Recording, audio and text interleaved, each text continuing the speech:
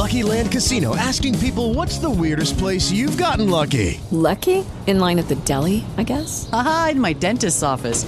More than once, actually. Do I have to say? Yes, you do. In the car before my kids' PTA meeting. Really? Yes. Excuse me, what's the weirdest place you've gotten lucky? I never win and tell. Well, there you have it. You can get lucky anywhere, playing at LuckyLandSlots.com. Play for free right now. Are you feeling lucky? No purchase necessary. Void where prohibited by law. 18 plus. Terms and conditions apply. See website for details.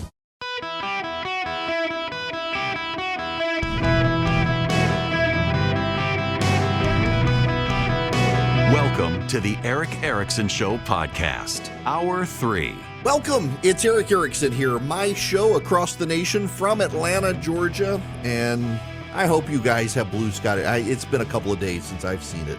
The phone number, if you want to be on the program, 877-973-7425, and if you text Eric, E-R-I-C-K, to 33777, you can get the show notes link, the podcast, the live stream, social media, all of that sort of stuff. Can I just, for a moment, before I get into the big news, can I just say, those of you who are parents, you have my sympathies.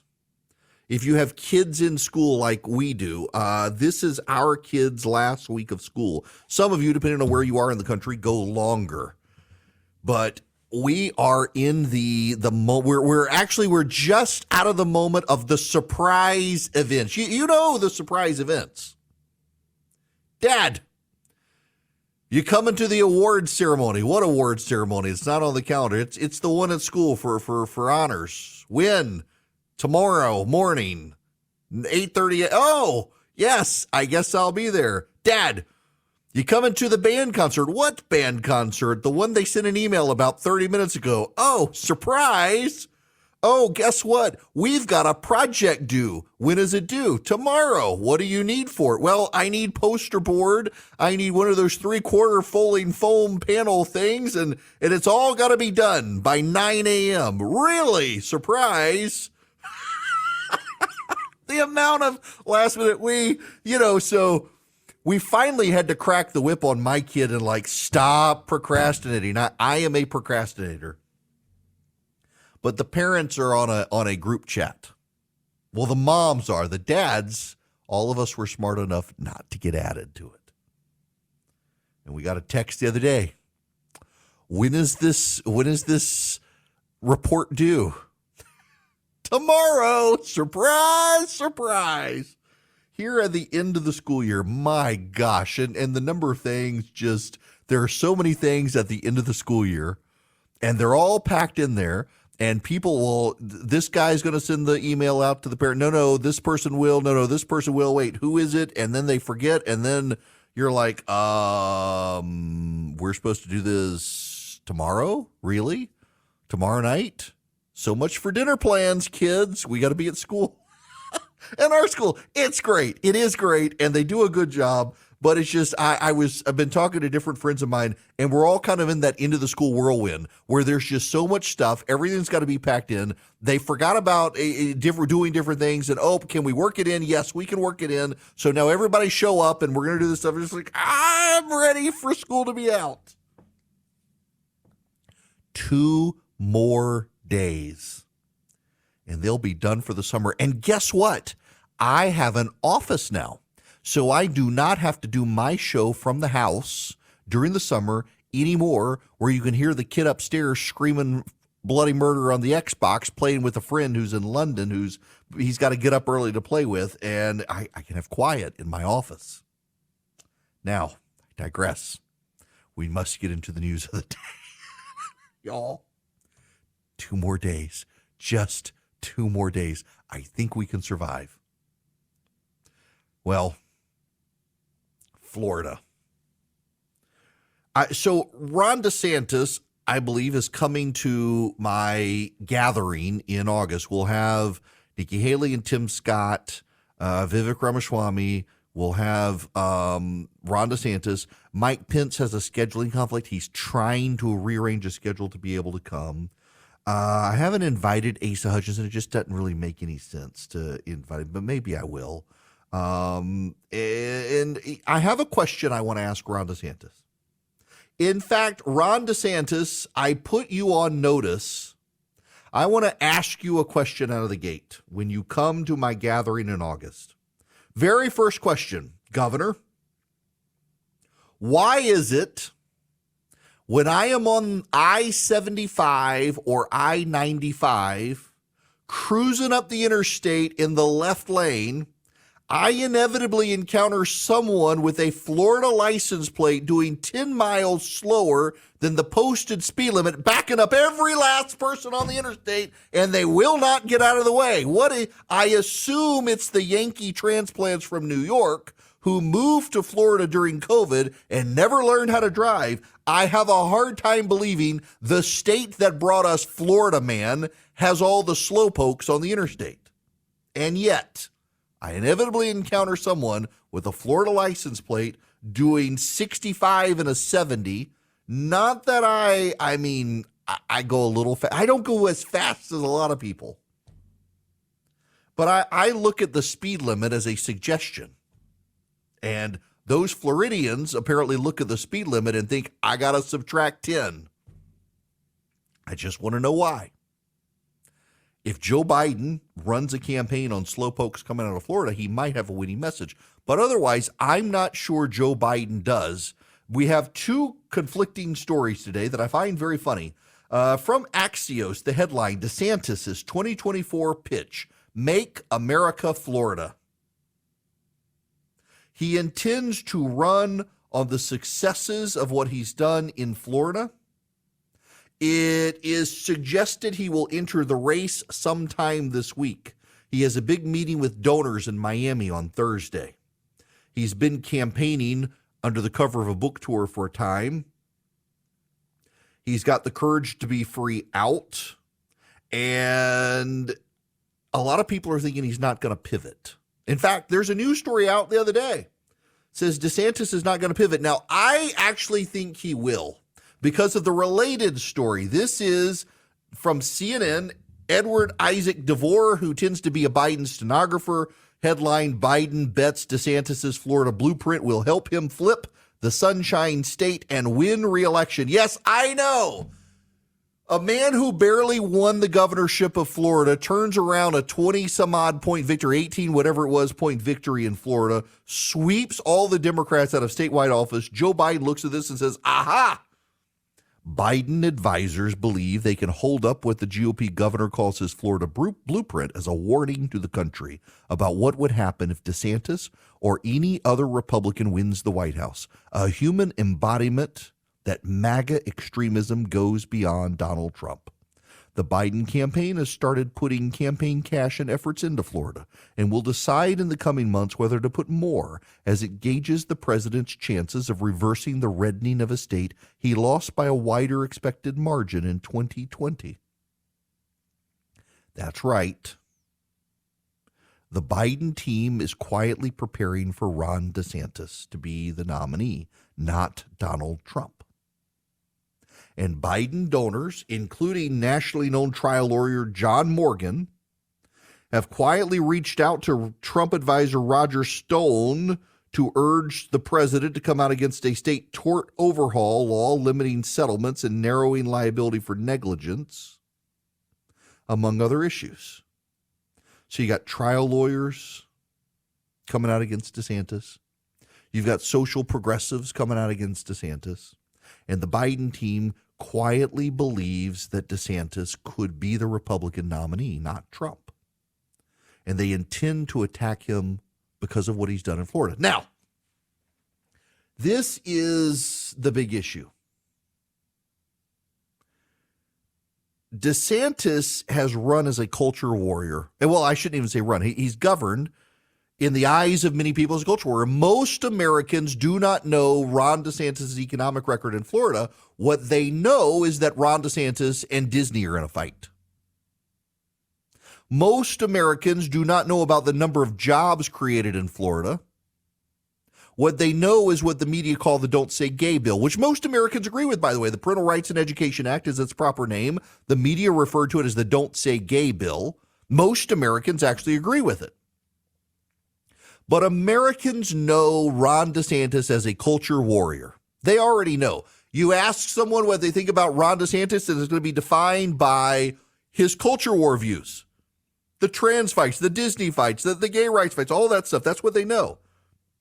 What Americans outside of Florida do not know is Ron DeSantis' record being tough on crime and Ron DeSantis' record for the economy, the number of jobs created. Now, the Democrats are going to try a line against DeSantis. It is the line that they have been attempting for a while to do against DeSantis from the Trump side of things, which is, well, Florida is Florida. It doesn't matter whether it's Ron DeSantis or Charlie Crist. Even if it was Gavin Newsom, Florida is Florida. Florida would be fine, except California has a lot of the same dynamics of Florida, and California is going to hell in a handbasket. The governor actually does matter. But the Democrats, for the economic message, want to say, well, Florida would be fine whether DeSantis is there or not. It's all the culture war stuff. DeSantis could pivot to the economic stuff and say, look at California, look at New York, look at all these states the Democrats are in charge of, look at the federal government, look at Joe Biden's economy versus my economy in Florida. It's a perfect pivot at a time Americans know DeSantis as the culture warrior. They don't know DeSantis as the job creator, crime fighter. And now Joe Biden, via his stenographer at CNN, is saying he wants to run a campaign against Florida and the Florida blueprint. Joe Biden wants to make it a culture war fight. Joe Biden cannot make it an economic fight because the economy is headed to recession. So he's got to fight the culture war. I continue to believe I am right. You can fight a culture war fight so long as you're delivering the goods on the economy. From the right, at least. So DeSantis gets in and he talks about jobs, the economy, crime as his top issues, but still goes after the culture war stuff. Most Americans don't want boys on their girls' team. So he talks about those issues and how he's protected girls' sports. He's protected Title IX in Florida. He's protected children from predators in school. He's protected local citizens from out-of-control, aggressive, progressive George Soros-funded district attorneys. He's created jobs for the poor. He's elevated people out of poverty. He can talk about that while Joe Biden goes all culture warrior, and suddenly Joe Biden is not on message for the American people. Joe Biden is attacking Ron DeSantis as a MAGA Republican after Ron DeSantis beats Donald Trump for the presidency. If it happens, suddenly Joe Biden is out of step. His message is flawed. This is the same man whose campaign and White House team calculated Kevin McCarthy would never be able to pass a debt ceiling increase in the House. They were outmatched and outgunned. They were outmaneuvered by Kevin McCarthy. The same thing can happen on the GOP side. What this White House shows is they're not very good at forward thinking. They're not very good at this chess-like strategy for campaigns. And if they run against DeSantis and they run against the Florida blueprint, the data from Florida itself proves it works. What is notable about this, though, is whether DeSantis is the nominee or not. It's going to be DeSantis' policies and what happened in Florida that define 2024. Greetings. Welcome. It is Eric Erickson here. The phone number is 877-973-7425. Going to go to the phones to Vicky. Welcome to the show. Hi. Thanks for taking my call. I heard you talking about your event in August with a lot of potential primary candidates, and I was wondering if it would be beneficial or possible for the candidates to not attack each other, because I feel like any conservative is better than Joe Biden, and we already have enough enemies, and I feel like we can't give more fodder to liberals to attack these candidates, because really any one of them will be a blessing compared to what we've got now. You know, that's a great question. And I'll tell you, the way I intend to design it to avoid that is the format is going to be no speeches. They have to sit on stage with me and have a conversation where I take questions from the crowd and weave them into the conversation. And the questions that I basically want them to ask are, why you? What sets you apart? What's your background? And what makes you qualified? And they've got 30 to 45 minutes to answer the questions and not make it about other people, but actually steer them towards talking about their vision for America, why they think they're the best fit, what sets their vision apart. And I don't, it's not helpful from my vantage point to have them on stage attacking other people. Don't sell me on you by telling me why someone else is bad. Sell me on you by telling me why you are the best person. And they should be able to do that. I think they got an obligation to try. It's one reason I don't want to. I used to do the speech format. Give them 30 minutes, and then they'd have to answer questions from the stage for a little bit. But they would filibuster, so you'd only get one or two questions, or a questioner would grab the microphone, and instead of actually asking a question, they would filibuster for minutes on end, like, get to the question. Why is it there's always that person, and y'all know exactly what I'm talking about. You're at an event, people get to ask questions, and somebody goes to the microphone, and it's like they just want to hear themselves, not the person on stage. So I got rid of the microphones for the crowd a couple of years ago. We've been doing this format now for a few years. So you get an email in advance saying, if you want to submit a question, let me have it. I try to work them in, generally like you got 1,500 people, half of them want the same question asked, so I weave it in to the conversation. The candidate answers that question. And it's got to be about them. Because, Vicki, I agree with you. I don't care to hear the Republicans attacking the Republicans. Tell us why they're better than Joe Biden. Sell us on their vision of the country. It's something that we need as a society, is a positive message that is forward focused on the future. Now, one place you're not going to get that is the NAACP. The president of the NAACP has decided that Black and Hispanic Americans are doing terribly in Florida, and he is out to scare the bejesus out of everybody from moving to Florida. It is kind of crazy. Listen to this. You just heard the words of DeSantis himself calling this call by the NAACP a stunt. How do you respond? Well, the governor has perfected the art of doing stunts to gain campaign contributions. Unfortunately, this will impact people's lives. We should not use race or othering as a tool to weaponize against people. And unfortunately, for a large percentage of the Floridians, that's what he has done. Therefore, we are advising African Americans and others that if you travel to Florida, beware that your life is not valued, that we have a political landscape that could cause harm as we prepare for the 2024 elections to right-size the political landscape in the state of Florida. You got that? Your lives are in danger if you are Black or Hispanic. You are not valued in Florida. Really? You know, DeSantis saw a massive shift in Black and Hispanic voters. He won young Black men under the age of 40 in Florida. He won their votes. He won the Hispanic vote in Florida. He won Miami-Dade County. He won the Hispanic vote. The non-Cuban Hispanic vote he won. And now you've got the NAACP, just a partisan instrument of the Democratic Party, telling Black and Hispanic people your lives are in danger in Florida. Nobody believes this stuff except the far left in this country. This is just echo chamber nonsense. Hello, America. How are you? The phone number, 877-973-7425, should you wish to be on the program. I gotta play this extended audio of the president of the NAACP talking about Florida. Ron DeSantis, of course, calling it propaganda. This is an extended clip. It's about 1:45 seconds, but you really need to listen to this. I want to ask you your comments on this. The Florida Chamber of Commerce sent CNN a statement about the advisory that the NAACP that you all sent out. And here's sort of what it says. Regarding the national group's notice to certain travelers, we have no comment. However, on the economic diversification front, in just the last few years, Florida has moved into the #1 spot in the United States for Black-owned businesses, and #2 for Hispanic, and #2 for women-owned businesses as well. When you hear those numbers, what they are saying is, look, African Americans and Hispanics are doing quite well here when it comes to running their own businesses and being able to make money here and being able to live decent lives. How do you address that with this new ban? First of all, that's propaganda language. Over the last several years, it wasn't because of anything he did in policy. Florida, by geography, is an attractive place where people would like to go. But he's fighting the largest company in the state with Disney around tourism. They just pulled out $1 billion.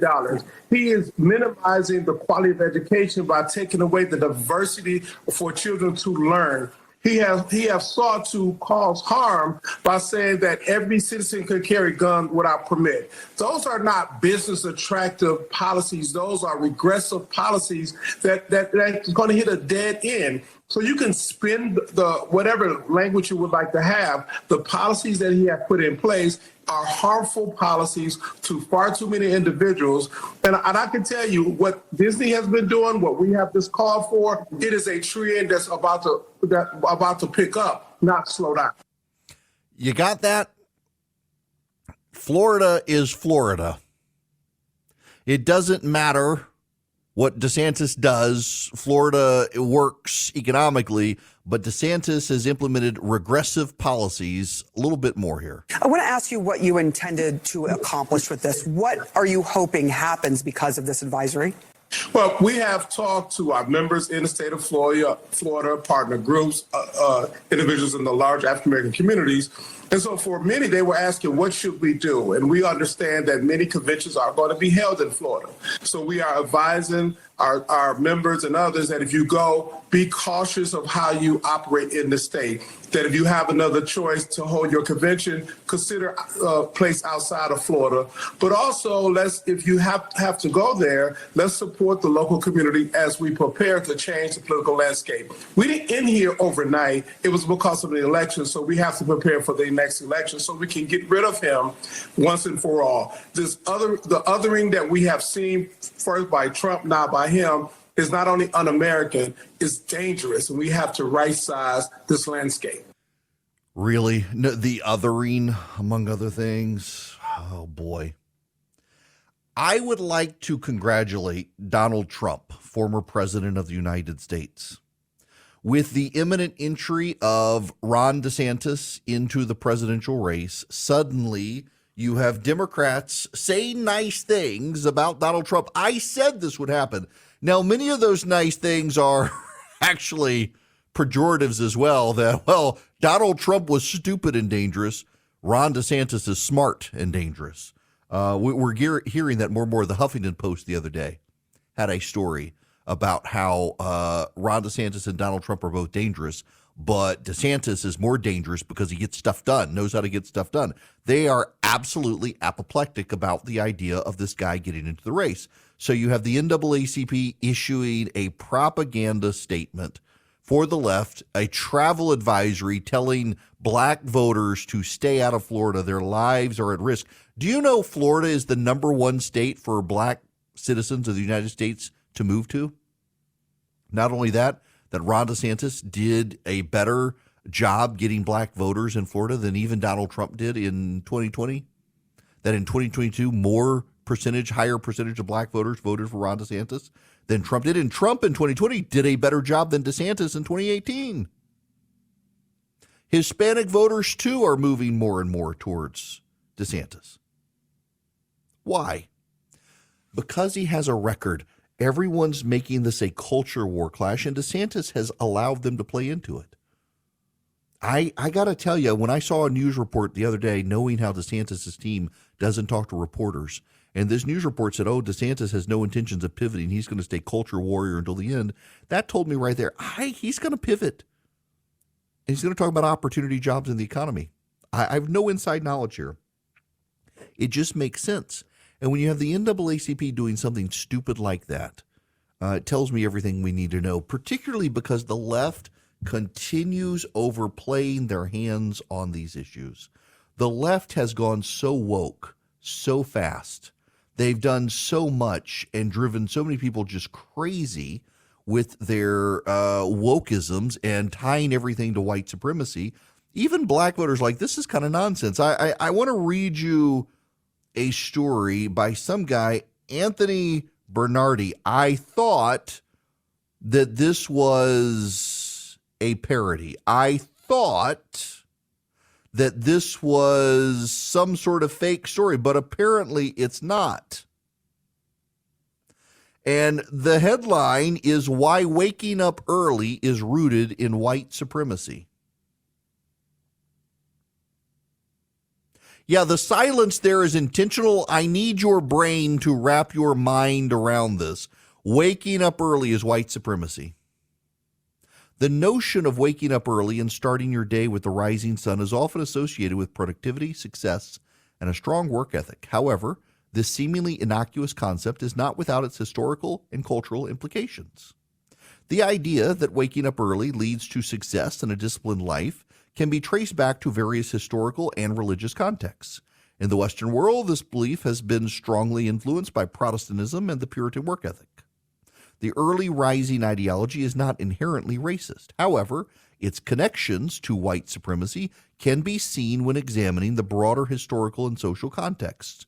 During the era of European colonialism and the Atlantic slave trade, the concept of hard work and productivity became intertwined with race. Enslaved Africans were forced to work tirelessly from sunrise to sunset, and their white oppressors often used the rhetoric of hard work and discipline to justify their inhumane treatment.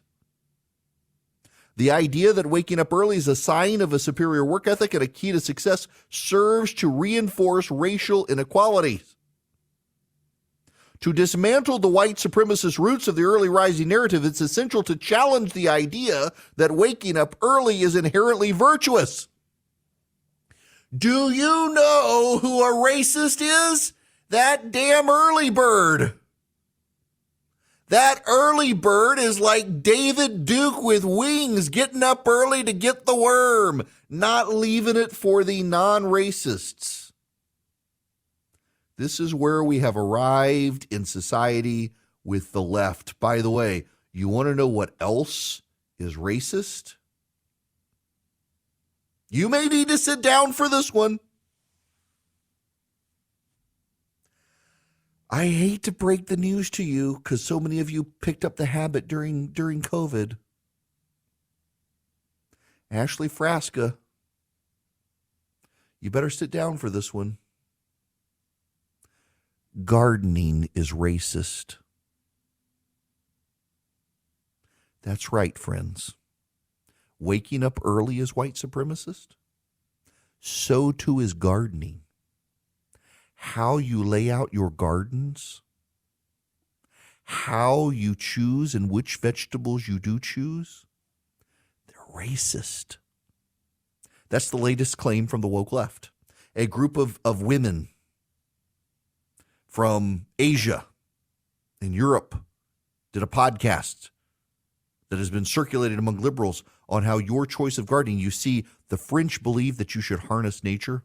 The French garden is an exemplification of how you wrap nature around the will of man, and they used slaves to do it. Therefore, gardening is racist. They picked non-indigenous vegetables, and they stole corn from the Native Americans. It's all a sign of white supremacy and racism. Y'all, these people aren't serious. They aren't serious. They're clowns. The NAACP president is a clown. He's a clown who believes that Ron DeSantis is out to kill black people in Florida. You have people writing about how being on time, being productive, waking up early, gardening, they're all racist. I think most Americans are tired of this garbage. I think most Americans see through this garbage and how nonsensical it is. And here comes Joe Biden, Leroy Jenkins in it, into 2024 saying he's going to run a culture war campaign against Ron DeSantis in Florida. Good luck with that, people. Good luck. When everything is racist, nothing is. And the unserious clowns screaming about racism in Florida, when more black Americans are moving to Florida than any other state to find work, don't think it's going to fly the way they think it is. Now, I want to go to Pamela. You're going to be up next. Welcome. Hi, Ms. Erickson. I'd like to make a couple of comments. First one being, if the comments were valid back when Donald Trump lost his second election, or excuse me, the first time he lost, I should say back in 2020, I guess it was. It was supposedly said he lost because of the suburban housewives who did not vote for him. Now, this time around, I do feel suburban housewives will identify greatly with DeSantis since he has 3 small children. Trump has 3 grandchildren as well. He's big supporter of LGBTQ rights. Many suburban housewives are conservative, and they're going to identify with Ron DeSantis and his stance on LGBTQT. As far as rights against that particular community. But I would also like to say that the evangelicals this time around, from every report I have seen and read, are not going to be supporting Trump in this election because he did not. They were embarrassed by things that he did after he said he was a Christian, and they actually catapulted him into office the first time around. But now they're saying they had tears in their eyes when they saw him at these rallies, calling other people names, and as well not being the Christian he claimed to be. The one just recently in Brentwood, Tennessee, he's somehow involved with the Evangelical Association. And the other issue here is Donald Trump has started attacking pro-lifers for abortion bans around the country, and that I think is going to have more of a negative impact on him with evangelicals than anything else. Yeah, so last week Donald Trump actually attacked Ron DeSantis for signing the 6-week life legislation in Florida. He also attacked Kim Reynolds, the governor of Iowa, for signing similar legislation, saying that these are like deal breakers, that pro-life people don't want 6-week abortion bans. That told a lot of pro-lifers. Turns out he's not one of us. He got us the end of Roe v. Wade, and he proved useful for that. But I don't think that's going to help him moving forward. Attacking pro-lifers, telling pro-lifers they don't want abortion bans. Pro-lifers really do. Whether they can get them or not is a different issue. But that's going to hurt him. Now, I want to help you clean the house with the Eden Pure Thunderstorm. You can get 3 of them for less than $200 by going to EdenPureDeals.com. And you put Eric in, ERICK, as your discount code. You get 3 of them for less than $200. You're actually saving $200 with that as well. And you get free shipping. Now, they're an air purifier. So they get rid of the pollen, they get rid of the dust, they get rid of all that sort of stuff. And they use electrostatic plates, so you don't have to buy filters. You just wipe it out on occasion, and they really do work. Man, you should see when I wipe mine out, it's gross. It means it's working. But where I use mine really is not for the dust and not for the pollen. I use it for the odors because it wipes out odors. So it wipes out pet odors, litter box odors, smoke odors. Really, really does a good job on smoke odors, cooking odors even. So I travel with mine, and I keep it in my suitcase. You can hold it in the palm of your hand, plug it into the wall, use a USB cord in a car, and it wipes out odors. So if someone rented the car before you and they smoked in it, you can wipe out those odors. Same with the hotel room. They really do work. EdenPureDeals.com is the website, EdenPureDeals.com. The discount code you use to get 3 of them for less than $200 for upstairs, downstairs, your basement, your RV, wherever you need it, is Eric at EdenPureDeals.com. All right. I want to go back to the phones here on the Eric Erickson Show to Rachel, who's been waiting patiently. Welcome to the show, Rachel. Hello. How are you? I'm good. How are you? I'm doing well. What's going on? My comment basically was addressing what the NAACP was saying. And I was saying that I highly disagree with the statement, and I think a lot of Black Americans, we all would probably highly disagree with the statement of allowing, people to have guns without the paperwork and be able to freely carry. And that doesn't necessarily say, oh, y'all can just go and kill Black people. You know what I'm saying? I feel like it's more, Black people as a whole, we already carry our guns. It kind of makes it easier, for us to stay safer. So if somebody were trying to kill us, we would have a gun on us already. And I also don't believe that the NAACP, they aren't necessarily for Black people and our policies and what we stand for. They kind of do their own thing. If they actually went and talked to a group of Black people, we honestly wouldn't agree with some of the things that they agree with. I get that a lot from friends of mine who say that the NAACP no longer represents them. They've kind of lost their way. They're just an an organ of the Democratic Party these days. And I good points there. The idea of this advice, first of all, the NAACP seems to think more highly of itself than anyone else does. No one takes something like this seriously. They destroy their own credibility by doing stuff like this. I mean, this is something that everyone, you, me, the NAACP have to run into, is know your limits. Know when you destroy your credibility. This idea that they're going to issue a travel advisory to black citizens saying your lives are in danger if you go to Florida. You're more likely to be mugged in New York City or shot in Chicago than anywhere in the state of Florida. In fact, the biggest city in Florida is Miami. And in Miami, the crime rate is far less than Chicago, New York, Seattle, Portland, San Francisco, Los Angeles.